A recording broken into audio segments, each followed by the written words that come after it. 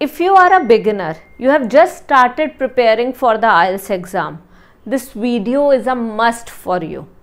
आप इस वीडियो को देख के easily फर्स्ट अटेम्प्ट में अपना डिजायर्ड बैंड स्कोर लेके आ सकते हो. आपकी जो भी रिक्वायरमेंट है वो आप मीट कर सकते हो अगर आप फॉलो करो इस मेथड को. देखो, एक रूटीन है जो आपको बनानी पड़ेगी. You are preparing for a foreign language proficiency exam, है ना, English proficiency exam. So point is, आपको उस लैंग्वेज में तो एक्सेल करना पड़ेगा. उस लैंग्वेज में कमांड तो होनी चाहिए ना आपकी, तभी तो आप ये आइल्स का एग्जाम क्लियर करोगे. It is international English language testing system. अगर इंग्लिश लैंग्वेज इंटरनेशनल लेवल की समझ ही ना आती हो या बोलनी ना आती हो तो कैसे क्लियर करोगे? नहीं कर पाओगे. तो इस वीडियो में मैं यही डिस्कस करने वाली हूँ कि कैसे एक बिगिनर एक स्ट्रेटेजिकली एक रूटीन को फॉलो करके इजीली डिजायर्ड बैंड स्कोर लेके आ सकता है या आ सकती है, that too in the very first attempt. So start करते हैं. देखो, इंग्लिश लैंग्वेज में अंडरस्टैंडिंग बहुत ज़्यादा इंपॉर्टेंट है. There are two types of skills, actually not two, यहाँ पे मैं 3 स्किल्स की बात करने वाली हूँ जो कि बहुत ज़रूरी हैं. और यही 3 to 4 स्किल्स हमारे आइल्स के एग्जाम में है. सबसे पहले आपको इंग्लिश रीडिंग में एक अच्छी प्रोफिशिएंसी चाहिए. Actually not in reading but in understanding the passage. अगर वो अंडरस्टैंडिंग हो जाएगी तो आपकी काफ़ी चीज़ें ईजी हो जाएंगी. Then you should be able to write the things down in English. You should be able to express yourself in English. So that is also important. You should speak in English properly. अब इन सब चीज़ों के लिए करना क्या है वो भी मैं अभी आपको बताती हूँ, बट इसके अलावा आपके लिसनिंग स्किल्स भी अच्छे होने चाहिए. For example, there is a foreigner in front of you, ठीक है. सो यहाँ पे मैं एक एग्जाम्पल दूंगी. We were in Malaysia and there we met a guy named Yonik. Okay, so I was there, sir was there, and Summer was also there. So we 3 were there and we met this guy. He was from Switzerland and basically he used to speak in his accent only, है ना.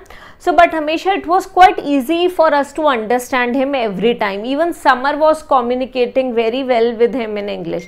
So the point is, हमारे इस level की English होनी चाहिए. Even if a foreigner is there in front of you, you should be able to understand his accent. You should be able to comprehend whatever he or she is saying. And trust me guys, हमारे जो मतलब इस चीज़ में ज़रूर मैं comment करना चाहूँगी कि बहुत बार ऐसा होगा आपको कि इंडियंस मिलेंगे जो कि बहुत फास्ट बोल रहे होंगे. वो कोशिश करेंगे कि बहुत फास्ट बोलने की और फ्रेजल वर्ब्स ऐसे यूज़ करने की या वोकैब ऐसे यूज़ करने की जो आपको समझ ही ना आए. But when you talk to foreigners, है ना, तो वो ऐसा नहीं करेंगे. They will actually speak at slow pace because they want you to understand everything. And that's what we should do. We should speak in a manner that the other person is able to understand us. So there are certain times when people are going to say, "Acha, this is Indian accent." Yes, we are Indians, sir. We are going to have Indian accents. We have Indian accent. कोई problem नहीं है. With this Indian accent only, I scored band 9 in speaking. With this Indian accent और Indian accent के basis पे जो मेरे English language skills हैं, उसी के basis पे I scored band 8 in writing. So Indian accent में कोई problem नहीं है. It is all about the way you speak up. It is all about how confidently you speak up, how comfortable you are when you are speaking in English. So that's what matters the most. So please focus on the same. Now यहाँ पे मैंने आपको बताया कि एक routine follow करनी है. तो वो रूटीन है क्या? पहली चीज़, आपने रोज़ पॉडकास्ट सुनना है 15 मिनट के लिए. अब 15 मिनट के लिए पॉडकास्ट सुन रहे हो, डैट मीन्स आप अपने लिसनिंग स्किल्स इंप्रूव कर रहे हो. अब आप मुझे बोलोगे मैम पॉडकास्ट मिलेंगे कहाँ से? तो अगर आप स्पॉटिफाई पे जाओगे, फ्री वर्जन भी अगर आपके पास स्पॉटिफाई का है तो आप इजीली उस पर पॉडकास्ट सुन सकते हो. बहुत सारे आप इजीली सुन सकते हो. तो पॉडकास्ट सुनो रोज़ एक, एंड कोशिश करो जो भी वो बोल रहे हैं आप वो सेम उसकी ट्रांसक्रिप्ट बनाओ. इससे आपके लिसनिंग और राइटिंग स्किल्स दोनों इम्प्रूव होंगे. एंड इसी में स्पीकिंग स्किल्स इम्प्रूव करने के लिए आपने क्या करना है, वो जो पॉडकास्ट सुने हैं, जिस एक्सेंट में स्पीकर बात कर रहा है उसी सेम एक्सेंट में आप ट्रांसक्रिप्ट बनाने के बाद बोल के देखो. अगर आप ये एक चीज़ कर लेते हो ना रोज़, तो आइल्स का एग्ज़ाम क्लियर करना बिल्कुल भी मुश्किल नहीं है. पॉडकास्ट सुनो, ठीक है, लिसनिंग स्किल्स, वो जो भी आपने सुना उसको राइट डाउन कर लो, writing skills, and when you are writing down तो न्यू वर्ड्स भी पता चल रहा है, रीडिंग स्किल्स भी इंप्रूव हो रहे हैं, ठीक है। एंड एट द एंड आप क्या कर रहे हो, इसी को बोल के देख रहे हो तो स्पीकिंग स्किल्स, ठीक है। सो अब इससे क्या हो रहा है कि you are speaking it up, you are trying to imitate the speaker, and that's what I suggest. Speaking module को इम्प्रूव करने के लिए you should imitate the speaker. आप धीरे धीरे उसकी तरह बोलना शुरू करोगे, आदत हो जाएगी। जरूरी नहीं है कि आप सेम एक्सेंट अडेप्ट करो, है ना, आप सिंपली क्या कर सकते हो, अपनी एक्सेंट में बात कर सकते हो, but you should be able to notice the fluency, comfort level and confidence that the speaker is speaking with. That is going to help you a lot in improving your IELTS course. ठीक है, now आगे proceed करते हैं। अब इसी के साथ साथ मैं एक चीज़ और ज़रूर बोलती हूँ सारे लर्नर्स को कि प्लीज़ रोज़ रात को सोने से पहले 1 long passage at night before sleeping. So Cambridge book ले लो, 7, 8, 9 every single night 1 long passage पढ़ो ध्यान से, एंड कोशिश करो जो भी डिफिकल्ट वर्ड्स दिख रहे हैं वो वोकैबुलरी नोटबुक एक अपनी प्रिपेयर करो, उसमें वो डिफिकल्ट वर्ड लिखो, उस वर्ड की प्रोनाउंसिएशन लिखो और उसका मीनिंग लिखो after you are done with the reading passage, और that you can do next day morning. बस वो जो डिफिकल्ट वर्ड्स आए हैं उन्हें सर्कल कर लो उसी पैसेज में। नेक्स्ट डे मॉर्निंग में उठ के सबसे पहले काम यही करो कि वो वर्ड्स लिखो, उनके मीनिंग लिखो और प्रोनाउंसिएशन लिखो। अगर आप ये 2 रूटीन, ये 2 मेथड्स, ये 2 चीज़ें फॉलो कर लेते हो ना, आप इजीली अपना डिजायर्ड बैंड स्कोर लेके आ सकते हो आइल्स में, for sure.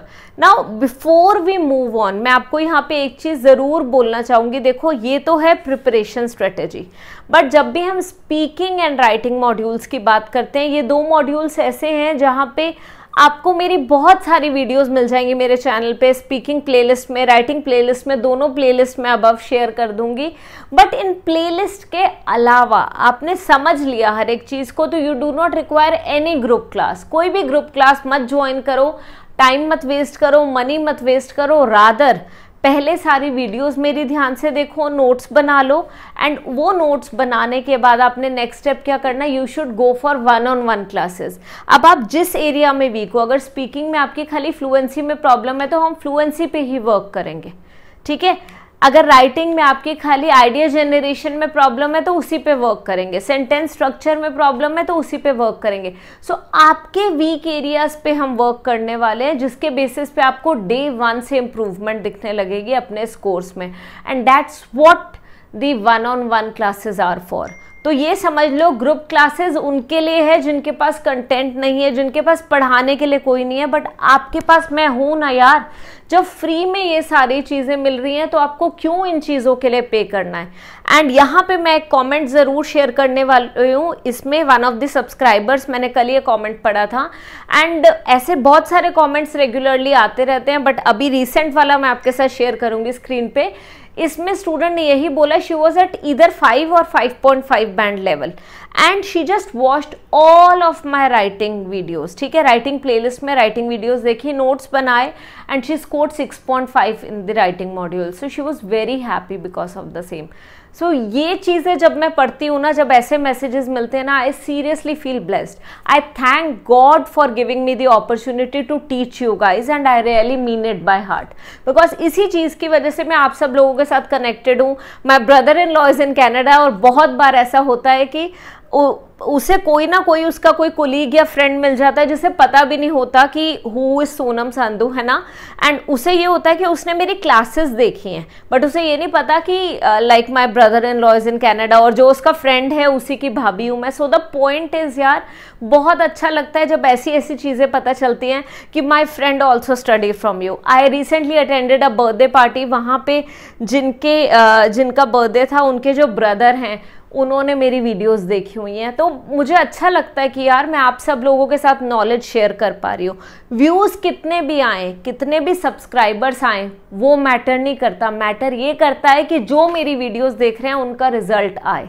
So that's what I want and that's what I thank God for. अगर आपको आज की ये वीडियो अच्छी लगी हो, आपको अच्छा लगा हो मेरा पढ़ाने का तरीका, और जो मैंने आइल्स प्रिपरेशन टिप्स बताई हैं बिगिनर्स वाली, वो सब कुछ अच्छा लगा है, तो please share this video with others अगर आपको लगता है ये उन्हें भी बेनिफिट करेगी। And do not forget to read 1 passage daily before sleeping, and listen to one podcast daily, उसकी ट्रांसक्रिप्ट बनाओ and imitate the speaker. These two things will help you immensely. Thank you so much for joining me today. I'll see you in the next video of mine. Until then, bye bye and Sat Sri Akal.